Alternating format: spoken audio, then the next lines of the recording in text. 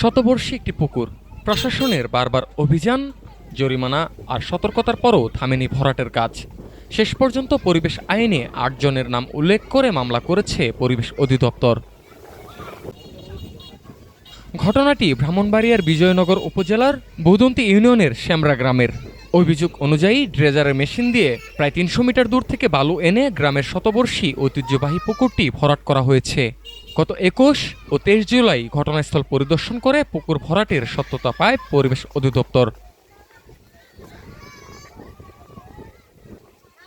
এরপর ভরাট কার্যক্রম বন্ধ এবং পুকুরটি পুনর অবস্থায় ফিরে আনার নির্দেশ দেওয়া হলে তা অপেক্ষা করা হয় বলে এজাহারে উল্লেখ করা হয়েছে।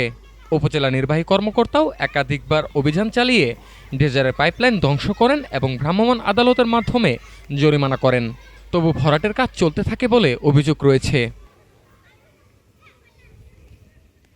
এই ঘটনায় সরবরাহকারী ঠিকাদার বাহারাম খান, মোহাম্মদ সাজেদুল করিম, মোহাম্মদ দুদু মিয়া, আরজ মিয়া সহ ৮ জনের বিরুদ্ধে বাংলাদেশ পরিবেশ সংরক্ষণ আইনে বিজয়নগর থানায় মামলা দায়ের করেছে পরিবেশ অধিদপ্তর। পরিবেশ অধিদপ্তরের দাবি, পুকুরটি ভরাটের ফলে স্থানীয় পরিবেশ, জীববৈচিত্র্য এবং জলজ বাস্তুতন্ত্র মারাত্মকভাবে ক্ষতিগ্রস্ত হচ্ছে। মামলাটি পরিবেশ আইনে বিচারাধীন হবে। তবে এই বিষয়ে অভিযুক্তদের কারও কোনো মন্তব্য পাওয়া যায়নি।